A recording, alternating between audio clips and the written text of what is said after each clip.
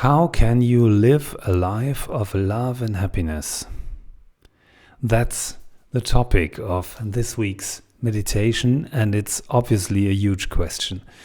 And it might seem to your mind that this question is not so easy to answer, no? That it's quite a complex question, because it's basically what we all want and what we all try to achieve in our lives: happiness and love. How can we live a life of love and happiness?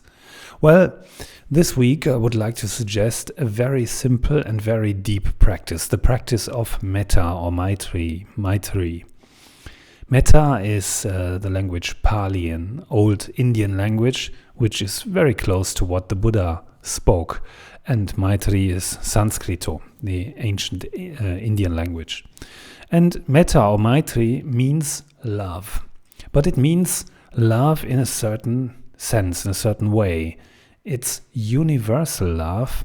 It's total love. It's unlimited love. And what is unlimited love, and why can this help me with this question? How can I live a life of love and happiness? Well, it is about suffering. Suffering is part of the human condition. And suffering is a creation of our own. We all create our own suffering with our thoughts. So whenever I come across thoughts in my mind which create suffering, I should pay attention. I should be aware of that. How can I do that? Well, it's a question of training. It's a question of daily meditation practice. That is what I always suggest. I'm sorry if I'm a little bit repetitive here, but it is what I know works. I know it works to practice meditation every day. If you do so, you simply create a new routine, a new habit in your mind. And that is exactly the habit of observing and noticing any kind of thought that creates quite a lot of damage in you, in your mind, in your heart, and in all your system. Especially every kind of judgment of other people. That happens quite often. No? Our mind is basically creating thoughts all the time, every day and every minute. An ongoing stream of thinking is going on in our mind. Very little of that thinking is really useful or really necessary. I'm not talking about any kind of concentration when I'm writing an email or when I'm reading a book or when I'm working. These are the rare moments. They are quite rare when I'm really concentrated during the day. 90% of my time, at least, my mind is basically going on its own, creating thoughts, creating thousands and thousands of thoughts every day. Most of these thoughts are the same as yesterday. It's always the same stuff. And it has an enormous power on us, because it basically creates your ego, the idea you have of yourself. Maybe you're convinced that you are an insecure and shy person. Or you are convinced that you very often get things wrong and make mistakes. Or that you are basically a very fearful and afraid person with a lot of fear. But all these are basically sentences your mind creates every day and goes on creating by habit, simply by habit.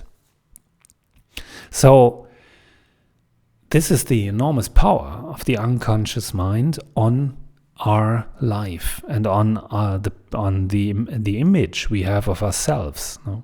The ego. So all negative thoughts on other people, judgments of other people, should be really thoughts that I notice, and when I notice them, I can practice Metta. And I suggest 4 steps here, 4 very simple steps. The first is, as I said, I'm observing my mind in meditation. I'm I do so every day, and if possible, more than once every day for at least 20 minutes, better 30, better 40, whatever you can manage to do in your life, to practice in your life. So first step, I just create the habit of observing my mind in meditation. Okay, second step, I notice negative thoughts, judgments on other people. That's not okay, and he's wrong, and she's not right, and I don't agree, and he's an idiot, and she gets it wrong, and okay. So all these negative thoughts directed to other people, I notice them. I notice this is going on in my mind. What's going on here is the mental poison of aversion. The Buddha spoke of 3 mental poisons. Aversion, when I'm against something or someone. Attachment, when I want something or someone, when I want, and that brings up the fear of losing it, the fear of not having it, anymore, and the negative experience of not being happy when I get what I want, and then I want something else. Yeah.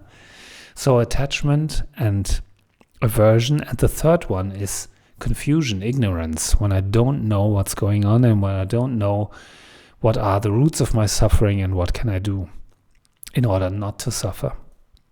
So with these mental poisons, we talked about the second step here, no? I create suffering in myself. Okay, I just noticed that. I don't have to intervene, I don't have to change my thoughts right away. That will be quite difficult. But I can start a new habit, and that's the third thought. Whenever I come across judgments, judgmental thoughts in my mind about other people, I can bring in something new, which is a new mantra, and this mantra could be, your suffering is like my suffering. Your suffering is my suffering. And how is that possible? Why is that? Because the human mind and people, humans, create their suffering in the same way, always. It's always the same mental mechanics going on in our mind. The mental poisons, I just spoke about them.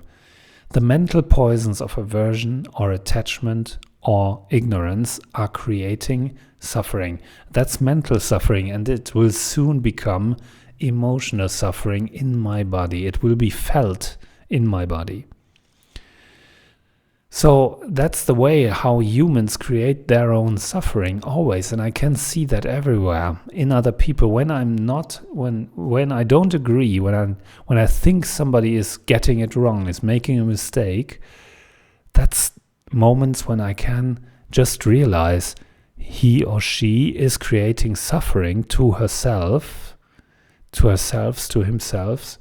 Okay, but he's doing it or she's doing it in exactly the same way like I do. Your suffering is mine.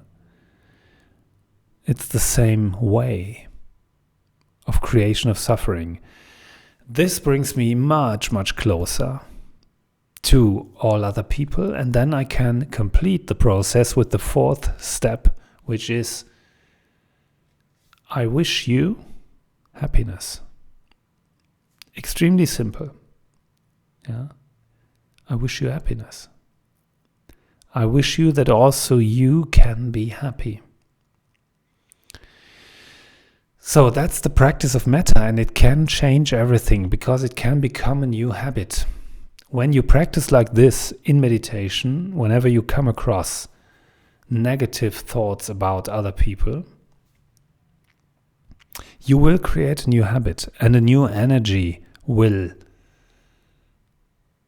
take place in you, will develop in you, will get bigger and more powerful in you day by day, and that new energy is love. And it is that special kind of love I'm talking about, Metta or Maitri, the universal love, the unlimited love, the total love. It is a love which is not depending on anything. It's not a love that's just limited to some people. Normally we love some people, our family, our loved ones, but our friends, our partner, but only them, not the rest, not everybody. Yeah, and that's creating a separation, an artificial separation between us and the rest of the world. And this artificial separation creates suffering in ourselves.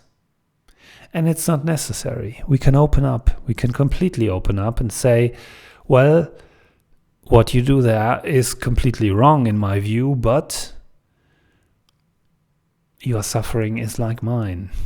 Your suffering chooses other forms. It manifests differently. Okay. Your suffering might be alcoholism. You drink alcohol a lot, and you create your physical suffering and mental suffering and emotional suffering like that. Or your mental emotional suffering expresses itself like that. Okay, my suffering might express itself in anger, for example. And it's different, but it's only a different form. The underlying mechanism of creation of the suffering by the three mental poisons of attachment, aversion, or ignorance, this underlying mechanism is the same, because you are a human being and I am too. So we create suffering in ourselves in exactly the same way. And that sentence can open up the door to that wish I explained before. I wish you happiness. Then I wish you that you can be happy. And that is extremely simple. This practice is extremely, extremely simple and extremely helpful. And well, it's 4 steps. No, I observe my thoughts in meditation. I notice negative thoughts about other people, judgments. I practice with the sentence, your suffering is like mine, the same mechanism, and I wish you happiness. And this way we can create a new habit, open up, and live a life of love. A life of love and happiness can be lived in this way, practicing in this extremely simple way, but every day. That's the secret. No, we have to create a new habit, a new routine of our mind, in our minds. So, thank you very much. We will practice together in a guided meditation, like always, Saturday at 11 a.m. Central European Time. That would be 10 a.m. in Britain and Ireland. And this Saturday, we will practice on this topic, Metta, Maitri, universal love, in yourselves, and for your personal happiness. So, I hope I will see you on Saturday and wish you all a nice meditation practice. Thank you very much. See you on Saturday. Bye.